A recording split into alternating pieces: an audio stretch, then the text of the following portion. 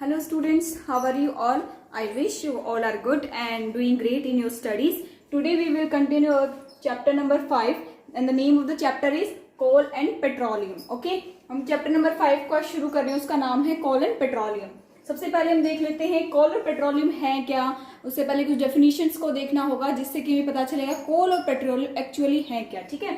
Resource, anything in the environment which can be use. Environment के अंदर जो कुछ भी है जिसका हम यूज कर सकते हैं, जैसे हम एयर का यूज कर सकते हैं, वाटर का यूज कर सकते हैं, पेट्रोल का यूज कर सकते हैं, डीजल का यूज कर सकते हैं. ये सारी चीजें क्या है? रिसोर्स हैं. ठीक है. टाइप ऑफ रिसोर्सेज, रिसोर्सेज की टाइप बतानी है. पहला वाला टाइप क्या है? Inexhaustible natural resources and second one is exhaustible natural resources. Inexhaustible natural resources क्या होते हैं? Which can not be used up completely, जो कि कंप्लीटली यूज्ड नहीं हो सकते हैं. Which can be used again and again, जिनका यूज हम बार बार कर सकते हैं, वो क्या होते हैं? Inexhaustible natural resources. जैसे कि वाटर की बात करूं मैं गैस की बात करूं या फिर मैं एयर की बात करूं, ये बार बार मैं एक ही वाले जो एयर होती है उसको बार बार यूज कर सकती हूँ. इसीलिए क्या होते हैं? Inexhaustible natural resources. And second one is exhaustible natural resources, something which can be used up completely. ऐसा कुछ जो कि हम उसको क्या है? यूज कंप्लीटली कर लेते हैं, उनका यूज हम बार बार नहीं कर सकते, सिर्फ एक बार उसका यूज कर सकते हैं. वो क्या होते हैं? Exhaustible natural resources. Exhaustible natural resources के एग्जांपल क्या हो सकते हैं? कोल. कोल को आप एक बार यूज कर लोगे तो वो कोल जो है वो खत्म हो जाती है. ओके. पेट्रोलियम, पेट्रोल जो है उसका आप यूज एक बार करने के बाद उसको दोबारा यूज नहीं कर सकते, वो खत्म हो जाएगा. ऐसे ही नेचुरल गैस, मिनरल्स, फॉरेस्ट. लेकिन जो वाटर है आप एक बार यूज करोगे, उसको वेस्टेज के लिए कर दोगे, लेकिन वो खत्म नहीं होता है. ओके. ऐसे ही एयर भी आपकी खत्म नहीं होती, तो वो क्या थे? इनएग्जॉस्टिबल. और ये क्या है? Exhaustible. Now non renewable source of energy क्या होती है? Anything which get used up and no more supply of these will be available in the future. Future के अंदर ऐसी कोई भी चीज जिसका हम यूज एक बार कर चुके हैं और इसका यूज हम दोबारा नहीं कर सकते हैं, वो क्या होते हैं? Non renewable source of energy. Energy का वो सोर्स जिसको हम एक बार यूज कर चुके हैं, उसको दोबारा यूज नहीं कर सकते.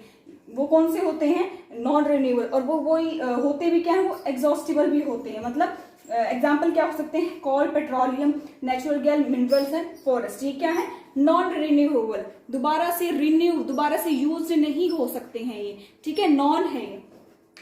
ठीक है. इसका एग्जाम्पल क्या है? Coal, petroleum, natural gas. Okay. Fossil fuels क्या होते हैं? फॉसिल फ्यूल क्या होते हैं? Natural fuels formed from remains of living organism buried under the earth long ago called fossil fuel. Fossil fuels कैसे बनते? फॉसिल फ्यूल क्या होते हैं? जब डेड रिमेन, जैसे कि प्लांट है या फिर एनिमल है, वो क्या होता है? नीचे दबता चला जाता है और उसके ऊपर लेयर्स आ जाती हैं. सैंड की लेयर आ जाती है, मड की लेयर आ जाती है, तो वो क्या होता है? वो बरिड होने शुरू हो जाता है, नीचे दबना शुरू हो जाता है. उसके बाद क्या होता है? जब आप इनको निकालते हो तो ये क्या है? जो आपका दब चुका है, जो प्लांट के या फिर एनिमल के रिमेन नीचे दब चुके हैं, उसको आप निकालोगे तो वो क्या है? फॉसिल फ्यूल है. Okay. Natural fuels form from remains of living organism. Living organism से ज्यादातर बनते हैं. Buried under earth long and long. बहुत साल पहले जो बरिड हो चुके थे उनसे जो बनते हैं उनको क्या कहते हैं हम? Fossil fuels. ठीक है. फॉसिल फ्यूल्स बनते कैसे हैं? हमें वो प्रोसेस देखना है.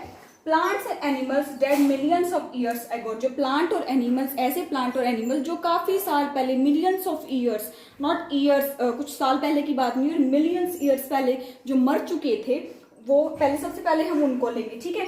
बरिड डीप अंडर अर्थ. उनको क्या कर देते हैं? वो खुद दबते चले जाते हैं. जैसे प्लांट और एनिमल कुछ टूट कर गिर गए, कुछ एनिमल्स हुए, वो क्या हो जाएंगे? नीचे अर्थ के अंदर बरिड हो जाएंगे, नीचे दब जाएंगे. Got cover with sediments like sand and mud and clay. फिर वो क्या होता है? उनके ऊपर कैसी कवरिंग आ जाती है? छोटे छोटे पार्टिकल्स, जैसे कि सैंड हो गया, जैसे क्ले होगी, जैसे मड हो गया. Okay. Absence of air, high temperature, absence of air. फिर क्या होता है? वो नीचे दबती चला जाता है, तो उसको एयर जो है हमारी नहीं पहुंचेगी उस तक. जो अर्थ के नीचे वाले एरिया में जाना शुरू हो जाता है, उसके ऊपर हमारी ये है सैंड और मर की लेयर्स आने शुरू हो जाती है तो वहां पर एयर पहुंचेगी नहीं, तो एब्सेंस ऑफ एयर, एयर की एब्सेंस होगी। टेम्परेचर नीचे जैसे जैसे आप जाते हो, अर्थ के नीचे नीचे जाते हो, जो टेम्परेचर होता है वो बढ़ना शुरू हो जाता है, तो हाई टेम्परेचर होगा। जब लेयर्स काफी आने शुरू हो जाती हैं मड की, तो वहां कैसा होता है, प्रेशर होना, किसी भी चीज के ऊपर आप कोई भी चीज डालते चले जाओगे तो उसके ऊपर कैसा प्रेशर हाई होना शुरू हो जाता है, प्रेशराइज्ड हो जाती है वो चीज, तो प्रेशर, हाई प्रेशर, और कुछ बैक्टीरियाज भी वहां होते हैं, तो वो क्या करते हैं, absence of air, high temperature, high pressure और बैक्टीरिया क्या करते हैं, प्लांट और एनिमल्स को फॉसिल फ्यूल्स के अंदर कन्वर्ट कर देते हैं। ठीक है, लार्ज पार्ट फॉर्म, जो बड़े बड़े जो पार्ट्स हैं, जो एनिमल, जो बड़े वाले एनिमल्स थे या फिर जो प्लांट्स थे, ट्रीज थे, उनके बड़े वाले जो पार्ट हैं वो किस में कन्वर्ट हो जाएंगे, हमारे, उनसे कोल बन जाएगा। और जो छोटे पार्ट्स थे एनिमल्स के या फिर जो हमारी टहन या छोटी टहन या ब्रांचेस होती हैं, उनसे क्या बन जाएगा, पेट्रोलियम या फिर नेचुरल गैस। ओके, नाउ हमने पढ़ चुके हैं, क्या पढ़े हैं, नेचुरल रिसोर्सेज के बारे में पढ़ चुके हैं। कुछ आर्टिफिशियल्स होते हैं, कुछ नेचुरल रिसोर्सेज होते हैं। तो नेचुरल रिसोर्सेज कौन से होते हैं, हमारे कोल, पेट्रोलियम और नेचुरल गैस। तो हम सबसे पहले क्या पढ़ेंगे, कोल के बारे में पढ़ेंगे। कोल होता क्या है, ठीक है, कोल क्या है, hard black combustible mineral that consist of carbon. क्या है, हार्ड होता है, काला होता है, ब्लैक होता है, कंबर्शिबल जो जल्दी जल जाता है, मिनरल, ऐसा मिनरल है जो कि किसका बना हुआ होता है, कार्बन का। कोल क्या है, कार्बन का बना हुआ वो मिनरल है जो कि हार्ड होता है, ब्लैक होता है और जल्दी से आग पकड़ लेता है। ठीक है, ये किसमें, हमारे जो इंडिया में जो कोल होता है वो अबंडेंट क्वांटिटी के अंदर मिलता है, that means in a very large quantity, बहुत ज्यादा क्वांटिटी के अंदर जो है हमारा कोल इंडिया के अंदर मिलता है। ये ज्यादातर कहाँ मिलता है, बिहार वाले एरिया में, West Bengal, Orissa, MP, Madhya Pradesh. Okay, coal, how coal form, coal, अब मैंने बता दिया कोल ये होता है, फिर कोल बनता कैसे, हमें कैसे पता कोल कैसे बनता है।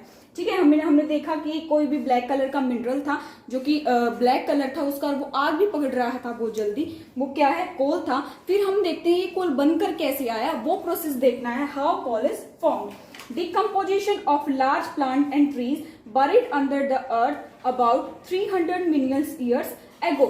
क्या है डिकम्पोजिशन, किसका, large plant and trees, large जो प्लांट या फिर ट्रीज है उनका डिकम्पोजिशन हो जाना किसके अंदर, अंडर द अर्थ, अर्थ के नीचे, अबाउट 300 मिलियंस ईयर्स एगो, कुछ 300 मिलियंस एगो जो चीजें थी, जैसे प्लांट्स थे या फिर ट्रीज थे, वो क्या हो गए, जो अर्थ है हमारी उसके नीचे क्या है, दब गए।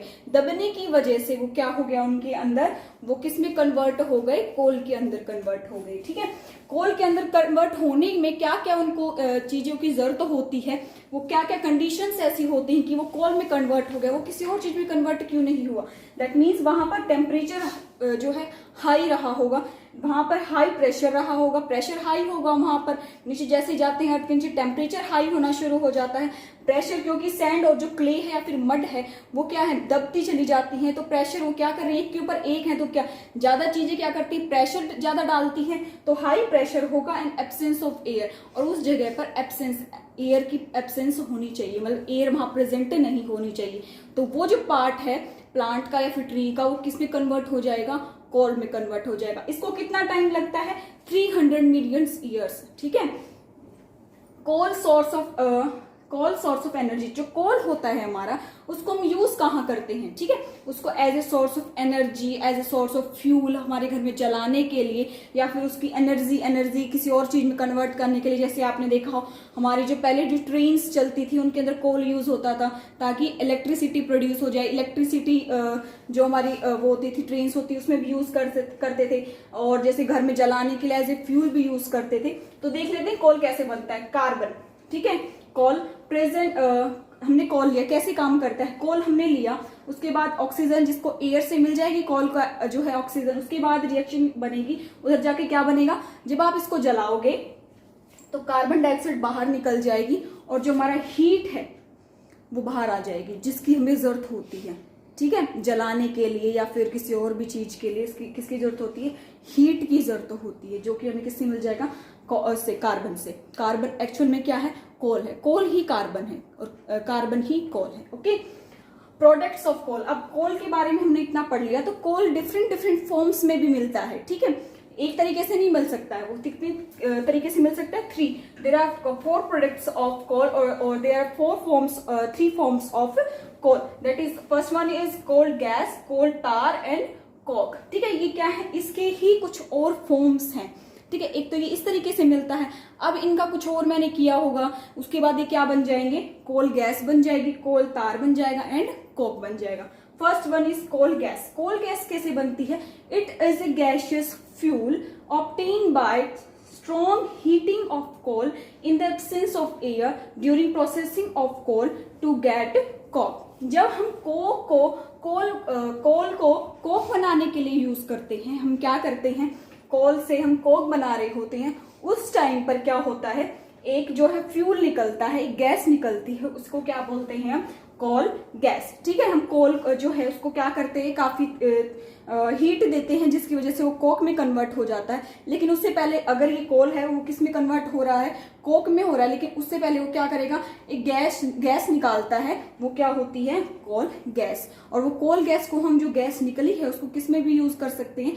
As a fuel. ठीक है, कोल गैस क्या है? It is a mixture of methane. इस गैस के अंदर क्या क्या हो सकता है? मीथेन हो सकती है, हाइड्रोजन हो सकती है, हाइड्रोजन जो गैस होती है, कार्बन मोनोऑक्साइड वाली गैस भी हो सकती है। 3 टाइप की गैस इसके अंदर मिल सकती है कोल गैस के अंदर।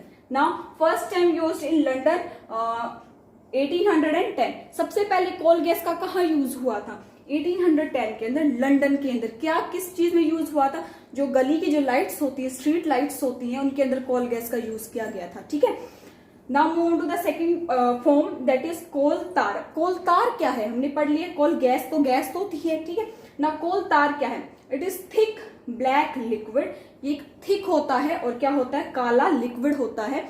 अनप्लीजेंट स्मेल होती है इसकी, obtain by heating coal in absence of air. जब आप क्या करते हो? एयर की एब्सेंस में किसको? कोल को जलाते हो, तो वो क्या किस में कन्वर्ट हो जाता है? एक लिक्विड में कन्वर्ट हो जाता है। उसको क्या बोलते हैं? कोल तार। ठीक है, कोल तार कैसा होता है दिखने में? वो थिक होता है, काफी थिक उसकी विस्कोसिटी होती है, वो ब्लैक होता है, ब्लैक लिक्विड होता है एंड अनप्लीजेंट स्मेल होती है, उसकी तीखी स्मेल होती है। ठीक है, मिक्सचर ऑफ 200 कार्बन कंपाउंड। कोल तार, हमने कोल गैस तो बता दिया था। ठीक है, कोल तार अब क्या होता है? एक सिंपल कोल का बना नहीं होता। कोल क्या है? कार्बन ही है, कार्बन को ही कोल बोलते हैं। लेकिन जो ये कोल तार वो कितने कंपाउंड से मिलकर बना है? 200 कार्बन कंपाउंड से मिलकर बना है। कार्बन कंपाउंड्स कौन कौन से हो सकते हैं?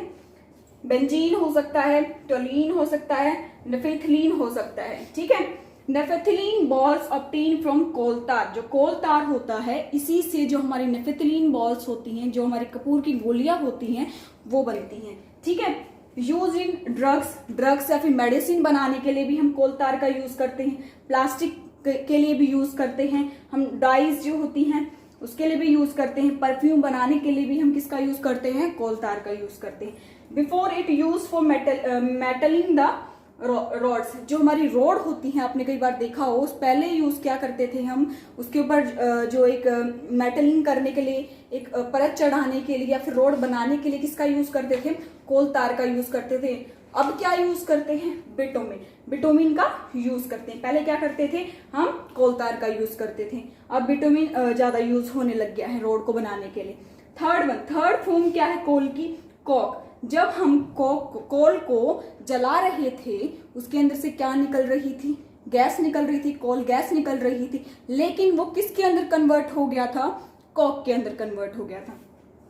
अब कोक क्या है? Coke is a tough porous black solid substance. Solid substance है, काले कलर का है, लेकिन कैसा है? टफ है, काफी टफ है, हार्ड है। और कैसा है? पोरस है, मतलब उसके अंदर अगर मैं पानी डालती हूँ तो वो उसके अंदर छोटे छोटे पोर्स हैं, होल्स हैं, और वो पानी को एब्जॉर्ब कर लेगा। ठीक है, व्हेन कोल हीटेड, जब कभी भी कोल को हम हीट करते हैं, कोल गैस एंड कोल तार eliminated.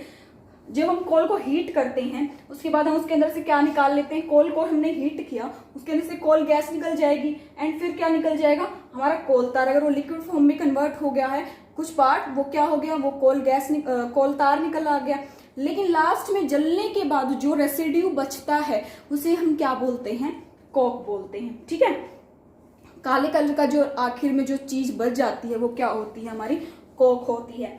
Pure form of carbon, ये कार्बन का प्योर फॉर्म होता है, ठीक है। 98% अगर मैं बोलूं सबसे प्योर फॉर्म कार्बन की अगर है तो वो कौन सी है, कोक। इसको हम जब जलाते हैं तो इसके अंदर से स्मोक जो है प्रोड्यूस नहीं होती है, इसीलिए सबसे अच्छा है कि हम कोक को ही यूज करें as a fuel. Okay, revise this from this board students and write this in your notebook. Okay, thank you.